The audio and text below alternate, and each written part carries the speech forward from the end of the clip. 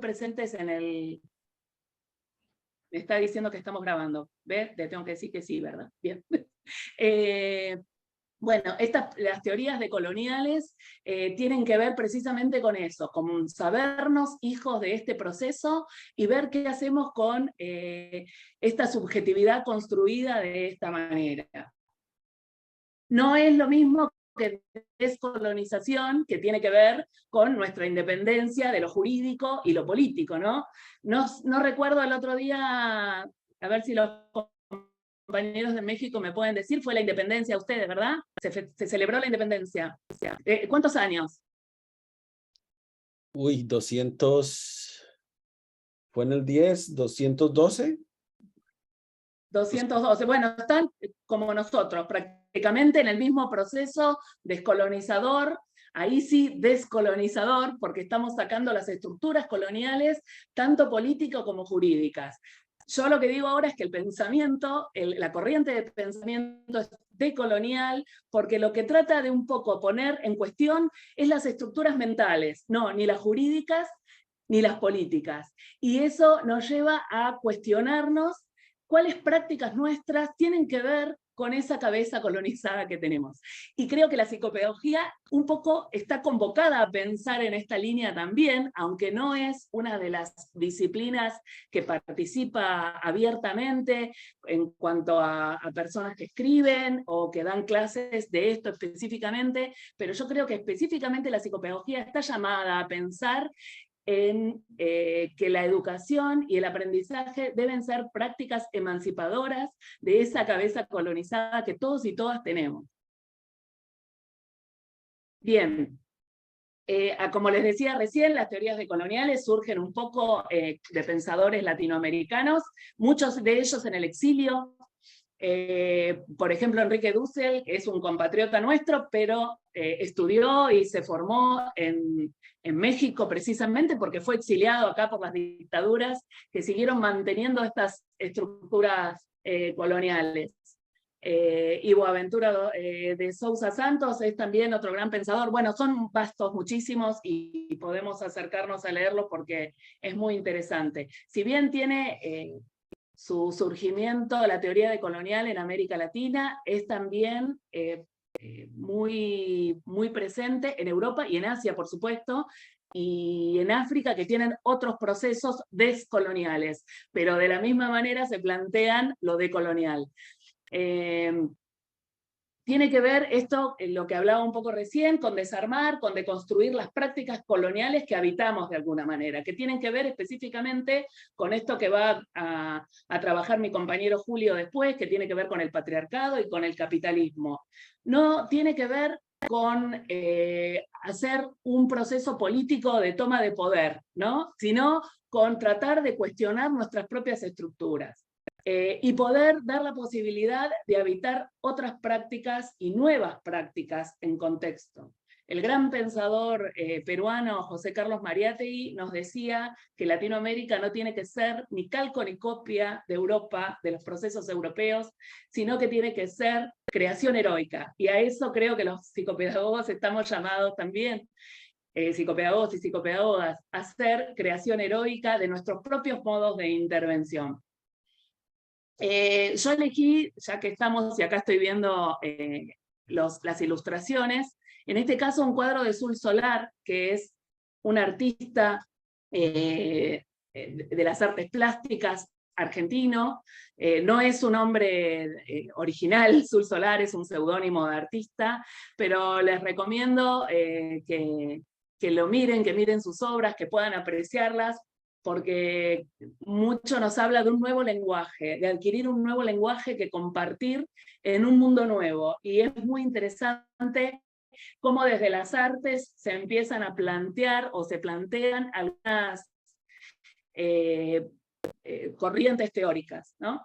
Justamente acá en Drago, que es ese cuadro que yo elegí para ilustrar esta diapositiva, es Latinoamérica que se planta frente al imperio, y a mí me parecía que iba justo con esto que estoy compartiendo con ustedes. Bien, ¿qué pasa con la psicopedagogía con todo esto? La psicopedagogía, entonces, creemos, quienes pensamos de esta manera, y lo elegimos compartirlo con ustedes, que está llamada a intervenir de un modo distinto, no de un modo colonial, no de un modo que pretenda avasallar de alguna manera al otro que está cerca nuestro. Y por supuesto que cuando digo avasallar no tiene que ver con las características de lo que llamamos colonia o de lo que llamamos conquista, ¿no? Que fueron violentas y que fueron de saqueo, sino simplemente de querer que el otro piense como pensamos nosotros. Pensar que el otro es inferior a nosotros y que nosotros debemos convertirlo en lo que nosotros somos y ahí va a poder ir bien, ¿no? Y la psicopedagogía tiene en su práctica más técnica y en su práctica más modernizante esta característica, ¿no? De querer que el otro sujeto que está fuera un poco de la línea del aprendizaje vuelva y sea como todos, ¿no? Querer como un poco domesticar o uniformar a nuestros pacientes, alumnos, etc. Y la invitación acá es a crear nuevas prácticas en las que el otro sea un otro sujeto de alteridad y que sea respetado con sus características. Por eso creemos que la intervención psicopedagógica es un campo de encuentro con otras disciplinas principalmente, porque la psicopedagogía es mestiza también, ¿no? Es una psicopedagogía, una disciplina que también el término disciplina tiene sus pros y sus contras, ya lo podremos conversar en otro momento, pero encuentro con otras disciplinas porque ha nacido de otras disciplinas y se nutre permanentemente de otras disciplinas y no puede negar su origen mestizo como no lo podemos negar nosotros. Ahora, ¿qué hace con ese origen mestizo? Se queda diciendo yo no soy tan puro como la psicología, yo no soy tan puro como las ciencias de la educación, o no sé cómo se llama en México, pero debe haber una carrera afín, similar, o encontrar su propia identidad. No seamos ni calco ni copia, decir de Mariátegui, seamos creación heroica de lo que nos toca y de lo que elegimos ser también. También es un campo de encuentro con otras construcciones subjetivas, y en esas construcciones subjetivas siempre nos vamos a encontrar con otros que son diversos. Nadie es Cecilia Pérez Varela con la persona con la que yo me encuentro. Siempre va a ser un otro con una cultura distinta, con características distintas, con familias distintas, con construcciones distintas y con encuentros distintos. Por eso todos somos diversos y siempre la psicopedagogía es un encuentro con un otro diverso que puede venirnos a enriquecer o lo podemos convertir en quienes somos nosotros. Eso depende de la idea que tengamos, la idea y las prácticas que tengamos a la luz de nuestras ideas. También la intervención psicopedagógica es un espacio transicional, al decir winnicottiano, una zona de fuego, una zona de creación, una zona de simbolización, donde podemos jugar a que somos otros que los que somos, a la par de la persona que se encuentra con nosotros, ¿no?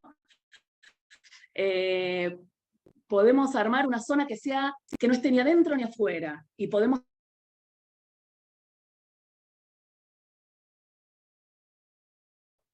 habitar.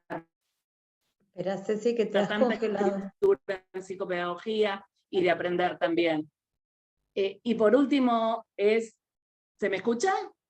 Ahora sí, ahora sí. Sí. Retoma unos Bien. minutitos, retoma un poquito lo de Winnicott, porque se quedó ahí como suspendido. Sí, decía... Sí, hoy estuve con muchos problemas de conexión, perdón, sufriendo como siempre, hasta último momento. Bueno, esto hablaba del espacio transicional, que es una zona de juego, ¿no? Donde podemos encontrarlo, una zona entre el adentro y el afuera, entre el vos y el yo también, ¿no? Que podemos crear una zona de juego y de encuentro y de creación y de simbolización. Y decía también que aparte de jugar, de simbolizar, de las producciones artísticas que se pueden generar en esa zona de juego, también hay que escribir como parte del proceso simbólico, porque a la psicopedagogía le falta mucha psicopedagogía escrita, ¿no? Que esas prácticas las podamos transformar en experiencias escritas para que al mismo tiempo otras prácticas se nutran de nuestra experiencia escrita y vuelvan a generar nuevas teorías. Y así, al decir de Paulo Freire, podamos hacer una verdadera praxis de la psicopedagogía. Sería como ideal y es algo que falta todavía recorrer en psicopedagogía y seguirnos cuestionando estas cosas.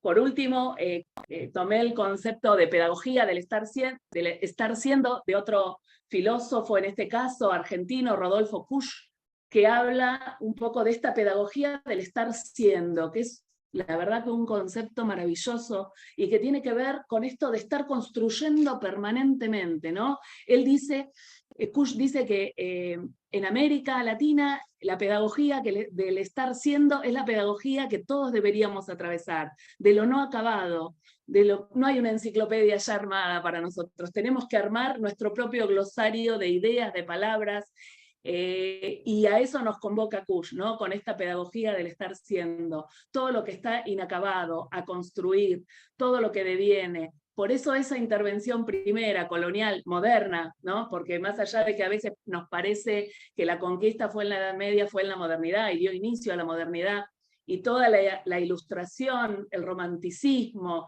el progreso y las revoluciones francesas e industriales se nutrieron de ese proceso colonial para poder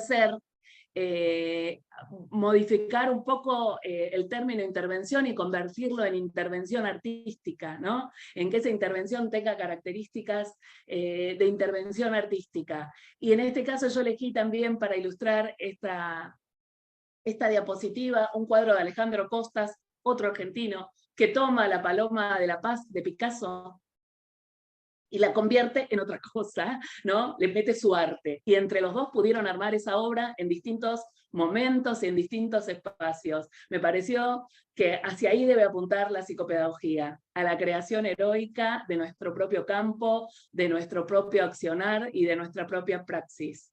Bueno, hasta aquí mi presentación. Les dije desde el principio que no era una verdad, sino una puesta en diálogo de la psicopedagogía contemporánea con lo que cada uno y cada una decida pensar y decida construir en psicopedagogía. Y les convoco a todos, a todas y a todes a escribir a partir de sus prácticas, dar cuenta contextos de la tarea que realizan como psicopedagogos y psicopedagogas, porque hace falta escritura en psicopedagogía, y seguramente esas escrituras que ustedes hagan van a nutrir otras prácticas psicopedagógicas y nos van a servir para seguir creciendo a todas y a todos. Bueno, muchas gracias, y te dejo, compañero, que prosigas con me iba a decir la intervención, porque dije intervención 4 millones de veces, que prosigas con la presentación.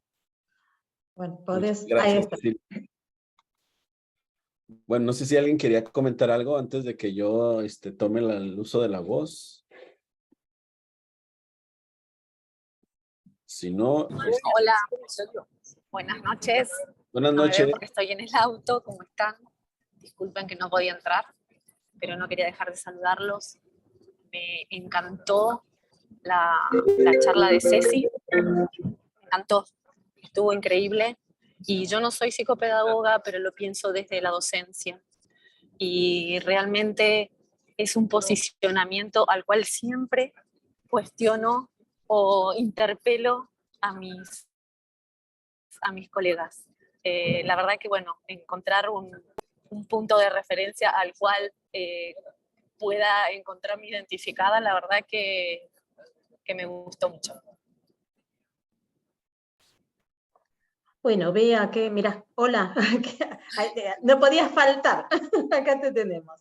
Bueno, un placer escucharte, Ceci, y creo que ha quedado, cada una de tus palabras han quedado dando vuelta en los oídos de todos los y todas quienes estamos aquí presentes. Así que sugiero, Julio, te escuchamos y después nos queda un ratito, entramos en conversación. Muy bien, entonces voy a compartir mi pantalla, ¿ok? Déjenme, me cambio acá para...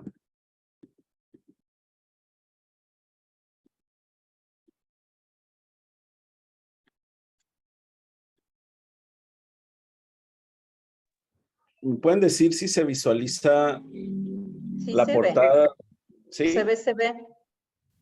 Bueno, Yo les quiero presentar una experiencia que tuvimos, bueno, hemos tenido 2 ediciones de este tipo de ejercicios dentro de la universidad. Primero lo hice siendo responsable del Departamento de Orientación Educativa de la Facultad de Ciencias Sociales y Políticas de la UABC, y luego lo repliqué en la propia Facultad de Pedagogía, perdón, e Innovación Educativa.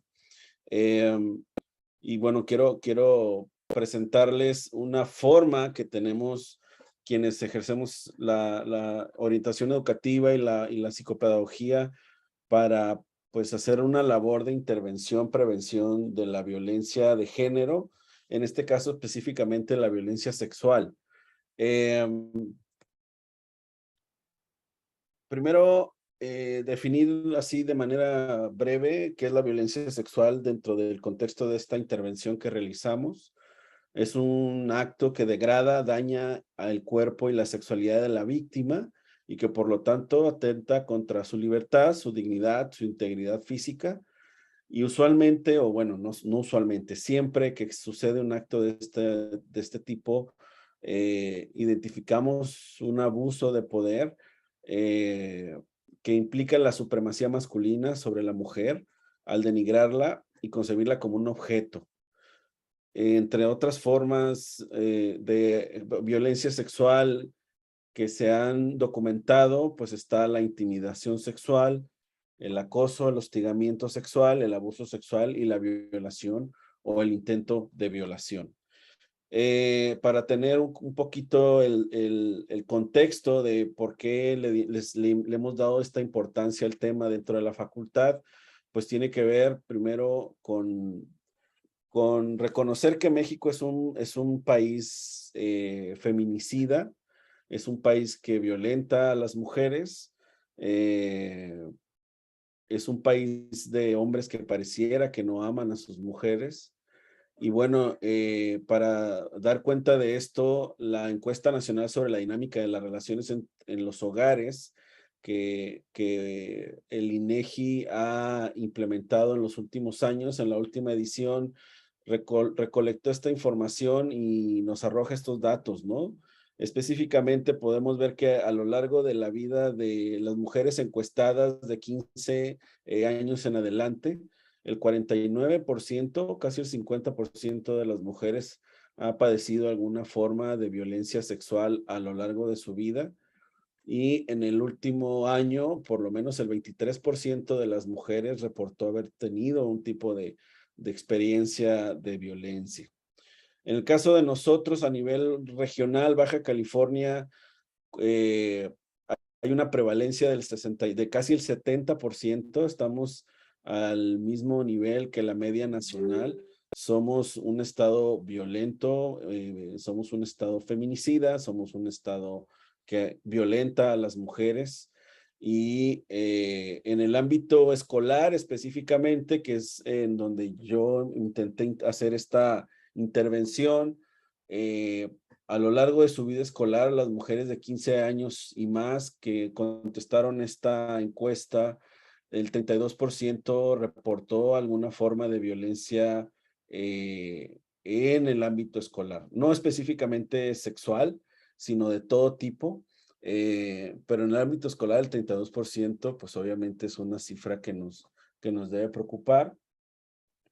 Y de las formas de violencia que recibieron estas mujeres en el ámbito sexual, el 17% a lo largo de su vida de estudiante ha recibido alguna forma de violencia sexual y el 13% por lo menos en el último año. ¿De quiénes han recibido violencia estas mujeres? Primero del compañero del aula, o compañero de contexto escolar. En el último año, por lo menos el 43% de las mujeres fueron violentadas por un compañero. Después por digamos en segundo lugar, un docente varón. En tercer lugar, por una compañera mujer. Aquí no estamos hablando específicamente de violencia sexual, sino violencia en general. Por personas desconocidas de la escuela en un 13% a lo largo de toda su vida. Otra persona dentro de la escuela, casi el 6%, una maestra, un trabajador, un director, una trabajadora de la escuela. Entonces, si vemos, los compañeros varones son, digamos, los agresores más identificados en este contexto. Algo que nos debe preocupar es que muchas veces esta violencia no se comparte, no se cuenta, no se denuncia. Del 32% de las mujeres que experimentaron algún tipo de violencia, el 41% no le compartió esta experiencia de violencia a nadie ni de las personas de la institución, ni a alguien cercano, a un ser querido.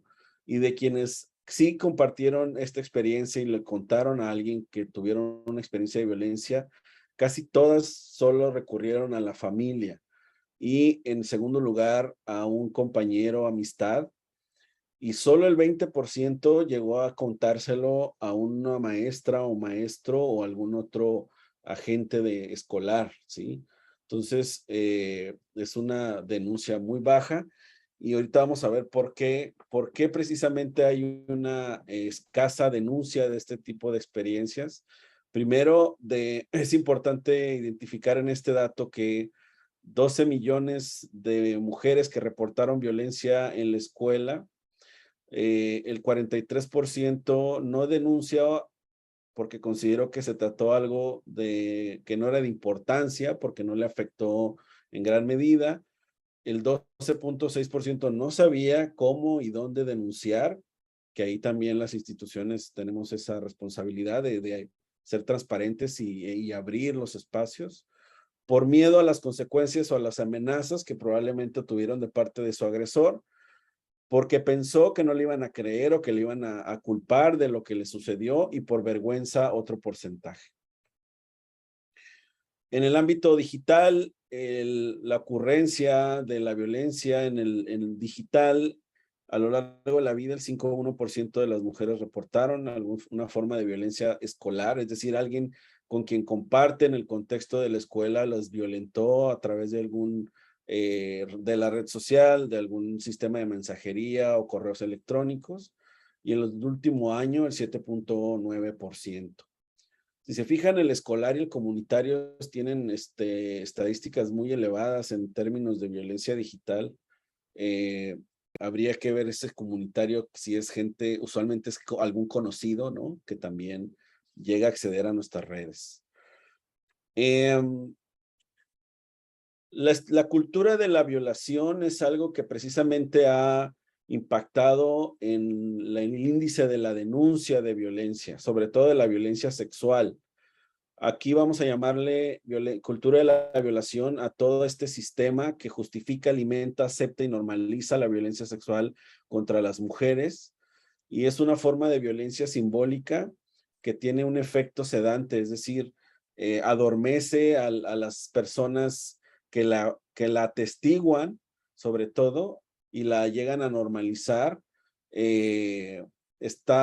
Pasa desapercibida como esos símbolos pasan desapercibidos como generadores de violencia sexual, porque pues están entremezclados con productos que nos venden a través de un medio de comunicación, porque se vende como un estereotipo de género al que los hombres debemos de aspirar, etcétera, etcétera. ¿Y qué va implicada en la cultura de la violación? Bueno, creer que las mujeres están subordinadas a los hombres, creer que hay personas que le deben sexo a otras personas. No sé si en Argentina usan este término que acá le llaman la friend zone, que es cuando un hombre se queja de que una mujer no accedió a tener relaciones sexuales con él porque lo consideras más su amigo. Y bueno, para muchos hombres esto parece que significa un insulto, decir que es amigo de una mujer que lo ve de manera no sexual no es algo que sea bienvenido por los hombres. Otro elemento de la cultura de la violación es que se suele admirar a las personas que ejercen control sobre otras personas. También otra que forma parte de esto es que se enseña a los hombres que para ser verdaderos hombres tienen que tener alguna forma de poder o dominio sobre las mujeres. promover el mito de que la sexualidad masculina es meramente instintiva, incontrolable y que debe ser saciada inmediatamente. Y también en México utilizamos mucho la metáfora, sobre todo en los deportes y en los juegos entre varones, la metáfora de la violación como representación de triunfo y poder sobre el otro, ¿no? Otros elementos es responsabilizar a la víctima de la violencia que se ejerce sobre ellas y es dedicarle una gran cantidad de tiempo a enseñarle a las niñas, adolescentes y adultas a cómo deben prevenir la violencia sexual en lugar de dedicar todo ese tiempo a educar a los varones, a no violentar a las mujeres. Obviamente los chistes y bromas misóginos donde se degrada la feminidad o a las mujeres. Y finalmente, pues perpetuar la creencia de que la ropa, el estilo de vida y otras elecciones personales de las mujeres son los generadores de la violencia sexual que reciben. En este punto en particular es en el que nos enfocamos cuando pensamos en esta intervención que hemos ya 2 veces implementado. En esta misma encuesta, a propósito de lo que acabamos de comentar, muchas mujeres consideran que las personas o las mujeres que se visten con escotes provocan que los hombres las molesten, ¿no? Entonces, digamos, está tan interiorizado la cultura de la violación en hombres y mujeres que sí hay mujeres que se sientan responsables por la violencia que se ejerce sobre ellas. Y bueno, la idea de esta intervención precisamente intenta desmitificar esa creencia y está diseñada para atacar precisamente y desaprender esas formas de concebir la sexualidad femenina y los estereotipos de género. En las 2 ocasiones hemos utilizado el marco del Día Internacional para la Erradicación de la Violencia contra las Mujeres para implementar esta intervención. La primera vez lo hicimos, como ya les dije, en el 18 y la segunda en el 19, y consistió en instalar en la explanada central de ambas facultades una serie de prendas de vestir compartidas por mujeres que sufrieron alguna forma de violencia sexual mientras portaban ese tipo de vestimenta. Entonces, ¿cómo hicimos para poder participar o hacer partícipes a las compañeras de este ejercicio? Bueno, primero lanzamos una convocatoria en redes sociales y a través de visitando los salones. Les pedimos que abiertamente participaran, prestando de manera temporal aquellas prendas de vestir que traían puestas, aquella ocasión que sufrieron algún tipo de acoso o hostigamiento sexual en su casa, en su trabajo, mientras caminaban por la calle, por la plaza, en el mercado, cuando andaban en un concierto, cuando estaban en el transporte público. Finalmente, entre el 18, para la edición 18, participaron 10 mujeres y para la edición 19 participaron 17 mujeres. Fueron perfiles sociodemográficos diversos de diferentes sectores de clase social. Había estudiantes de licenciatura y posgrado, había académicas y profesionistas de diferentes ámbitos, abogadas, psiquiatras, dentistas, arquitectas, diseñadoras gráficas, había amas de casa. Lo que pasa es como compartí este flyer también en mi perfil de Facebook, muchas amigas se animaron a participar y amablemente nos compartieron su vestimenta y su experiencia, porque la idea era montar esa instalación con esas prendas de vestir y al mismo tiempo en la misma mampara donde se pegaba la ropa, se iba a pegar la historia que nos contaba la anécdota de cómo fueron violentadas sexualmente, ¿no? Entonces incorporaron prendas de vestir que las mujeres traían mientras hacían ejercicio en un parque, mientras estaban en su espacio de trabajo, saliendo de una clase, caminando por la calle o estaban en el consultorio de su dentista. En todos los casos, el agresor fue una persona, perdón, en casi todos los casos, las personas agresoras fueron desconocidas de las víctimas y solo en uno de los casos el agresor fue el mejor amigo de la víctima, según como lo reportó la participante. Les voy a compartir solo tres testimonios de este tipo de experiencias. Esta fue la prenda de vestir que nos compartió una estudiante de licenciatura de 21 años. Es un uniforme de preparatoria, es una falda, es una camiseta tipo polo, y pues nos narra que cuando estaba en tercer semestre de preparatoria, a sus 16 años, mi primera clase era de biología y la estaba llevando con un maestro que usualmente hacía comentarios machistas y misóginos. A ninguna de sus compañeras le agradaba la materia precisamente por ese tipo de actitudes del profesor. A algunas les hacía comentarios fuertes de tono y a otras ahí me copié mal la frase, pero le agarraba las piernas. Y bueno, cuando le pidió permiso para pasar al salón porque había llegado tarde y le pidió que le pusiera retardo, había llegado 12 minutos tarde, él le pidió que le diera un abrazo para dejarla pasar y ponerle asistencia. Malamente accedí, dice ella, porque no quería reprobar la materia por faltas y me sentí muy incómoda por este hecho. Todas las compañeras le pedimos a las autoridades de la escuela que nos quitaran ese maestro porque ya no lo soportábamos, pero nunca hicieron caso. A propósito, obviamente las personas que nos compartieron su experiencia tenían la opción de hacerlo de manera anónima o con su primer nombre o dándonos su nombre completo. Este otro caso de Marlet, de quien salió tarde de su casa para ir a la universidad, se puso un pantalón de mezclilla y este suéter de UABC que vemos en la foto.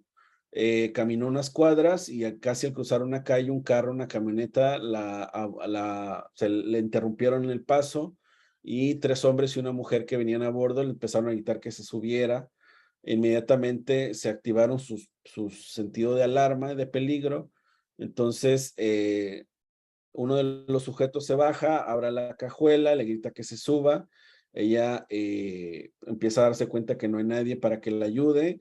Se trata de escapar corriendo y la persiguen por unos instantes en el carro y finalmente logra escapar y comenta que le venían gritando muchas cosas. Obviamente fue una escena muy terrorífica para ella.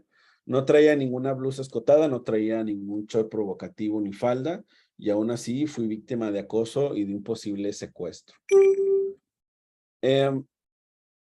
Otra estudiante, L, de 22 años, también iba cruzando la calle, le detiene su tránsito una camioneta blanca, empieza a avanzar el carro paralelamente a ella, empieza a emitirle comentarios obscenos, ella no le responde, y luego él se detiene el carro por completo, trató de sacar un gas pimienta y en cuanto el cuate se dio cuenta que ella iba a sacar algo del bolso, aceleró y se fue, ¿no? Y bueno, esta es otra experiencia. Esta es de una ama de casa que además es profesionista, es una mujer que suele salir a hacer ejercicio. Si se fijan, la vestimenta no tiene ninguna característica que podríamos considerar sexy o erótica o sensual. Es una chamarra de su esposo que son 2 tallas mucho más grandes que ella, trae una pants muy alargado y bueno, también por ahí una persona con la que estaba caminando por el parque mientras ella corría y hacía ejercicio, empezó las 2 o 3 veces que iba, la estuvo abordando y haciendo comentarios inadecuados, ¿no? Bueno, no, me estoy tratando de ir más rápido por el tiempo. Además de la exposición de las prendas de vestir y las anécdotas, obviamente en otras mamparas montábamos pues una serie de láminas con información con respecto a datos estadísticos sobre la incidencia de la violencia de género en México específicamente, cómo se origina el Día Internacional contra la Violencia hacia las Mujeres y también pues explicar el origen o la idea de esta instalación. Los estudiantes que participaron colaborando en el evento también tuvieron iniciativa para hacer otras cosas. Por ejemplo, aquí en el grupo de estudiantes que participó de Ciencias Políticas, se mandaron a hacer unas camisetas con unas leyendas. En el caso de las mujeres, la impresión que decidieron poner en la camiseta decía, mi vestimenta no es una invitación a tener sexo. Y en el caso de los hombres, lo que decía la impresión es que si está ebria, no está diciendo sí. Si se queda callada, no está diciendo sí. Si no está segura, no está diciendo sí. El tipo de ropa no está diciendo sí. Para mí era muy importante que los hombres se posicionaran, siendo pues los hombres quienes usualmente ejercemos la violencia contra las mujeres, la sexual principalmente. Y me gustó ver esta accesibilidad y que la estuvieran portando no solo el día del evento, sino en otros días. En el caso de la Facultad de Pedagogía, además de la instalación, 4 estudiantes y una docente decidieron montar una versión abreviada de los monólogos de la vagina e incluyeron sus propios monólogos contando sus propias experiencias siendo mujeres y sufriendo alguna violencia de género. Bueno, ya no me detengo más, pero quería que reflexionáramos alrededor de esta forma de intervención, que no es la que usualmente trabajamos en la asesoría psicopedagógica. Usualmente pues, trabajamos tipo cursos, talleres, etcétera, etcétera, pero este tipo de exposiciones no son tan usuales y creo que pueden llegar a tener el mismo impacto, si no es que más, sobre todo en el tema de la erradicación de la violencia y la mitigación o la desaparición de la cultura de la violación. Si quiere, dejamos aquí mi intervención por si hay preguntas y podemos seguir elaborando sobre cómo esto es una forma de intervención.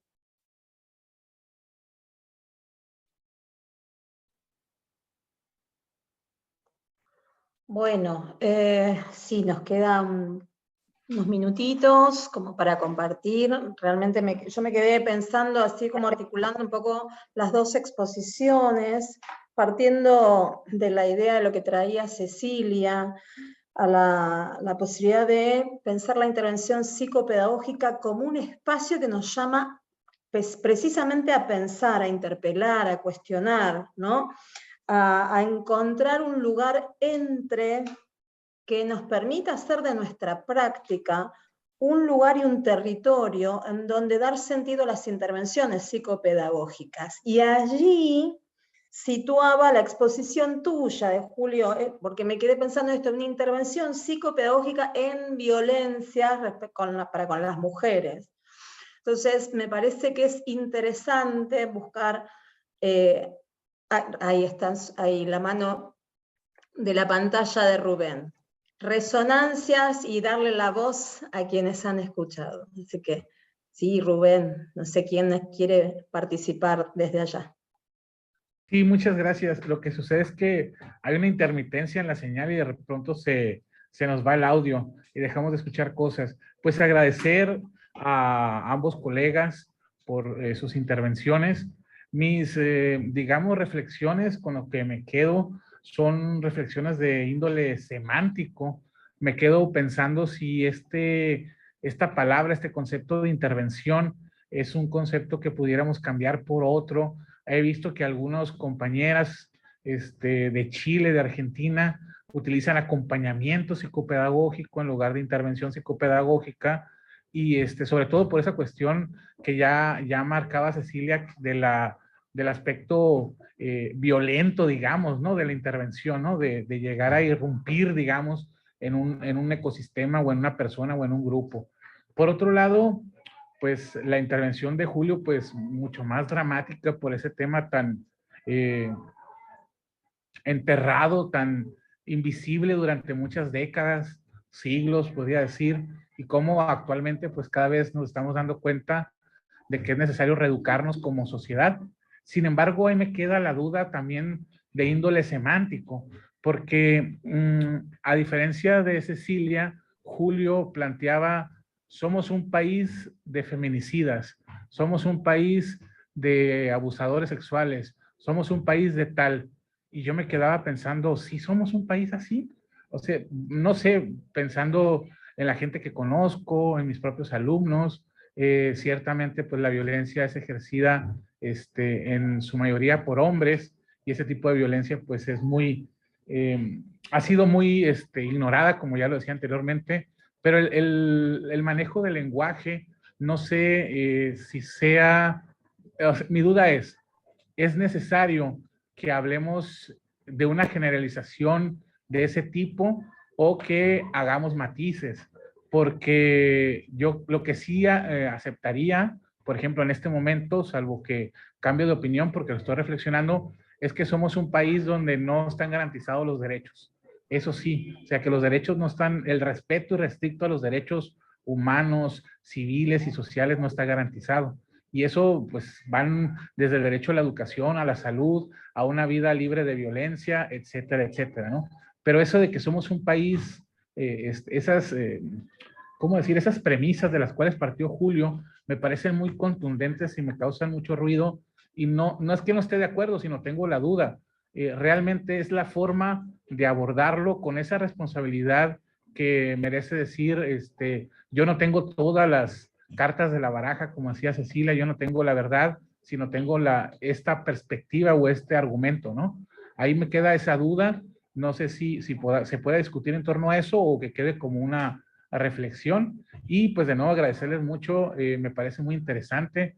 Deberían de hacer más camisetas y venderlas. Ahí les encargo unas de talla extra, grande. Oh, qué lindo. Gracias, Rubén. Wow, tendríamos para largo. Sí. Sí, yo justamente cuando Julio iba hablando pensaba, qué bueno que esté hablando en primera persona. O sea, justo pensé lo contrario que pensó Rubén. Porque también creo que la postura ideológica está puesta ahí, ¿no? Como el hacerse cargo de una situación que nos atraviesa a todos, a todas, al continente, al mundo. Sabemos que la violencia de género atraviesa clases sociales, atraviesa países, atraviesa culturas, y no es que hay solamente en un lugar específico, ¿no? Y particularmente México es un país en donde los femicidios, feminicidios son abundantes, sectores que son sectores geográficos, ¿no? En los que la violencia contra la mujer es muy fuerte, y a mí me pareció justamente que Julio lo tomaba hablando en primera persona como su postura ideológica frente a esto, ¿no? Estamos en esta situación, no quiere decir que él particularmente, sino que todos estamos metidos en el medio de la situación, justamente exactamente lo que dijo Rubén, al revés, es lo que yo quería decir sobre tu exposición, Julio, que me parecía como muy valiente de hablar en primera persona. Me parece que está bueno hablar en primera persona porque como que nos hacemos cargo del problema, ¿no? De alguna forma. Estamos diciendo, esto está sucediendo así, y lo miramos críticamente, por supuesto, porque para eso tenemos la posibilidad de estar en universidades, sino para mirar críticamente y para transformar nuestro contexto de alguna manera, ¿no? Así que bueno, nada, yo por ese lado celebro y también celebro que sin habernos puesto muy de acuerdo hayamos tenido la posibilidad de hablar más o menos de lo mismo, más vos desde la práctica y yo quizás más desde la teoría, pero sí hablar desde que el otro no es un asunto a poseer, ¿no? Sino un otro con quien encontrarse. Sí, principalmente que la responsabilidad del profesional de la psicopedagogía de generar ambientes de aprendizaje pues armoniosos, equitativos, ¿no? Entonces creo que la violencia de género es una de las formas en que más se generan ambientes nocivos para el aprendizaje. Digo, ahí está la encuesta de INEGI. Es una gran cantidad de mujeres experimentando este tipo de violencias, y lo que preocupa más es que las instituciones no reaccionan. Entonces, cuando hablo en primera persona, pues me refiero a eso, ¿no? Somos un sistema que está fomentando precisamente la cultura de la violación, y cuando hablo en primera persona también me estoy haciendo responsable pues de no incurrir en todas esas prácticas que abonan a la cultura de la violación, porque no nada más me toca no violar y no acosar, sino me toca interrumpir al amigo o al familiar varón que violenta o que hace chistes misóginos, ¿no? Entonces, en ese sentido, me responsabilizo.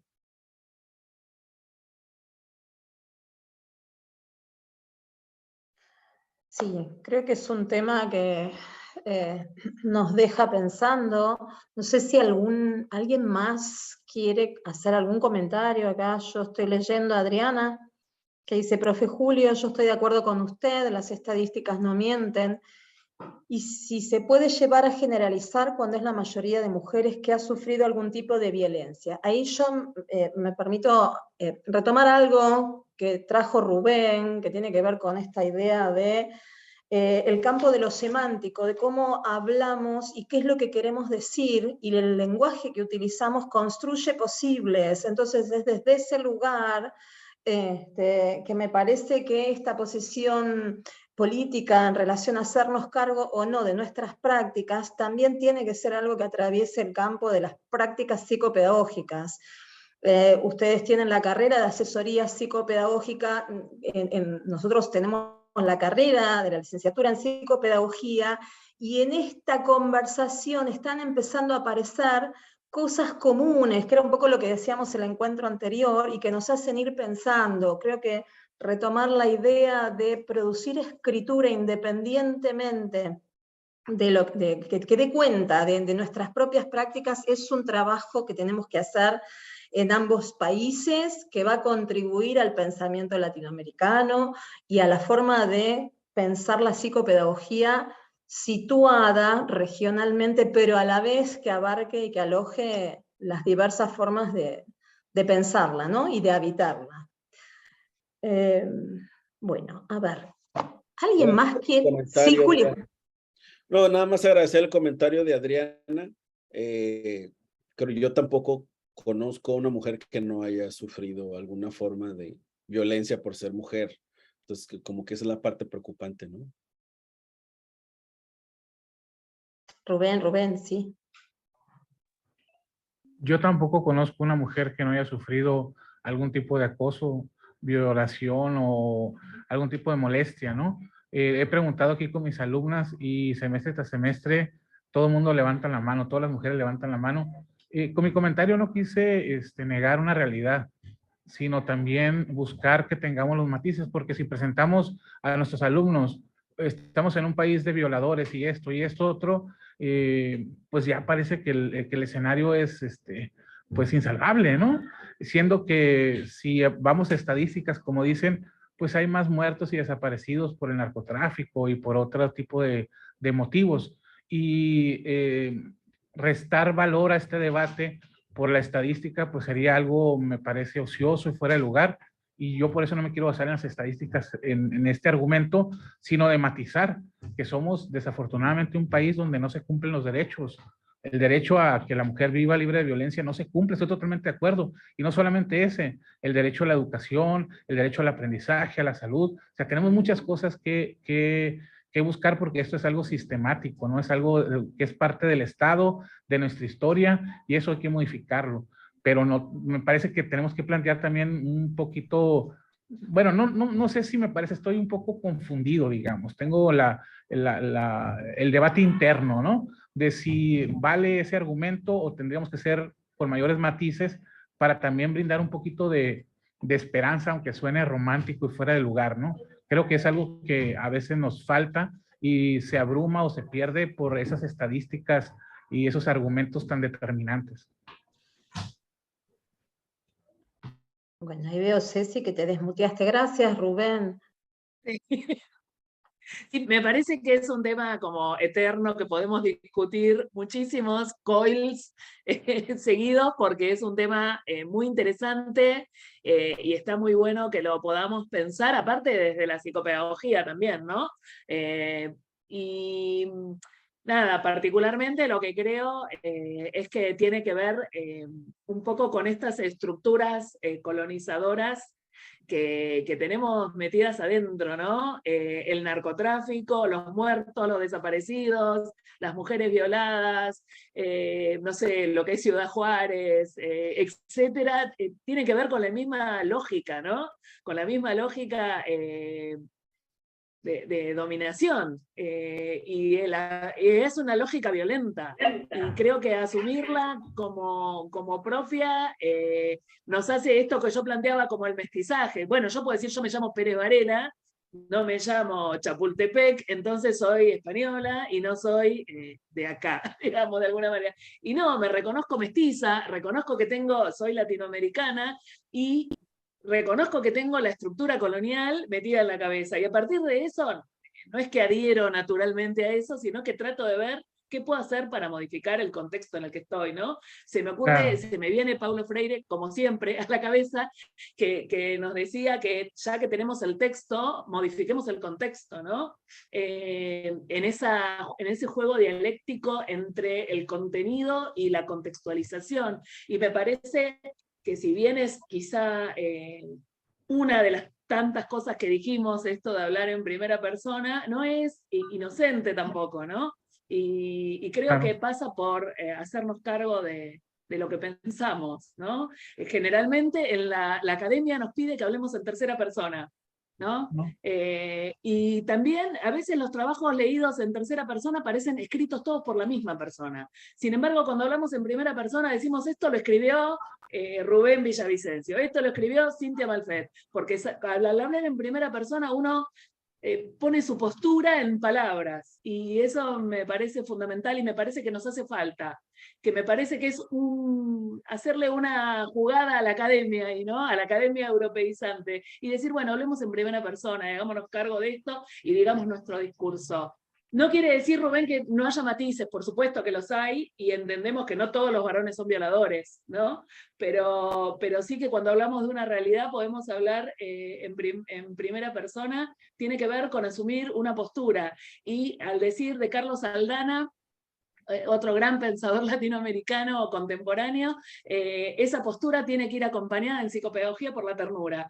Y bueno, nada, me quedo con esto Claro. porque me parece que la psicopedagogía necesita postura, necesita estar parada en algún lado. No podemos estar parados en todos lados y asumir que la academia nos dice la verdad y que con la academia, el enciclopedismo, la ilustración, etcétera, que nosotros también, desde nuestra realidad, podemos construir algo diferente. Che, son las 9:10, no sé hasta qué hora, Cintia, Quiero vos que Vamos estás cerrando. coordinando. Perdona, un par de Rubén, comentarios. Rubén. Perdona, un par de comentarios rapidísimo. Cuando inicié el contacto de la red iberoamericana con Argentina, el primer contacto fue con una colega de Córdoba y me dijo, ojo, Argentina no es Buenos Aires. Me quedó muy claro ese comentario y yo les digo, ojo, México no es Ciudad Juárez. Se los dejo eso para que lo reflexionen. Y otro comentario también para reflexión y autocrítica de este COIL es que yo no veo a los estudiantes. Entonces ahí un llamado para nosotros mismos como organizadores de, bueno, ¿dónde está la participación de nuestros estudiantes, verdad? Eso es todo. Muchísimas gracias. Bueno, yo, a propósito de que México no es Ciudad Juárez, digo, la perspectiva de género es algo que considero necesario que la profesión de la psicopedagogía incorpore, porque sí creo que no tener esa mirada crítica de las relaciones de género nos impide también cortar a la medida nuestros acompañamientos, si no le vamos a llamar intervención, ¿no? Aunque México obviamente no es Ciudad Juárez, sí hay todo un sistema que permite que Ciudad Juárez exista. Y en términos estadísticos, Mexicali es muy similar a Ciudad Juárez en términos de feminicidios. Creo que se mediatizó Ciudad Juárez porque era un espacio en el que confluían intereses políticos y económicos de Estados Unidos y México. Pero, o sea, Ciudad Juárez es como el síntoma, ¿no? No es por sí solo el problema. Se replica la dinámica de Juárez en términos de feminicidios en casi todos los estados. Entonces, más bien, sí es importante pensar que cuando se dice que México es un país feminicida, lo pensemos como un sistema, y obviamente yo no voy por la calle señalando a todos los hombres como feminicidas, ¿no?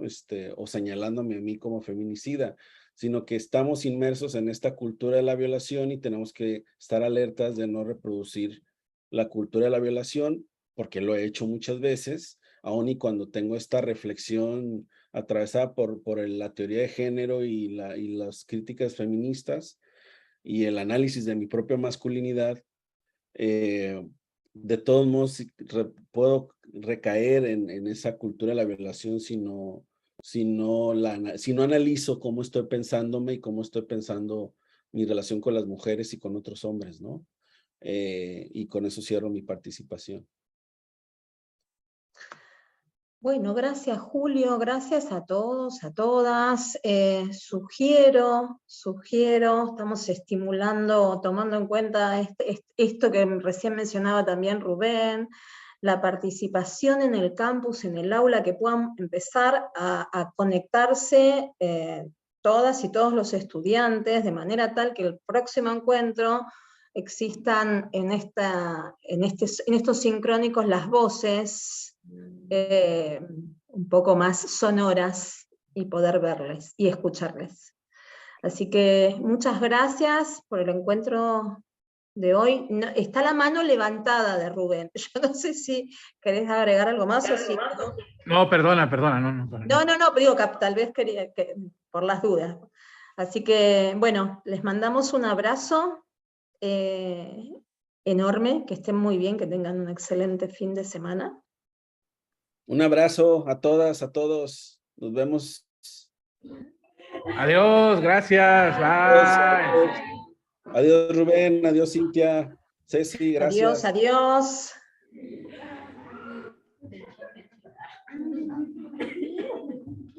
A todo mi grupo, gracias por entrar. Tienen asistencia, felicidades. Gracias, bye. Bye, Graciela.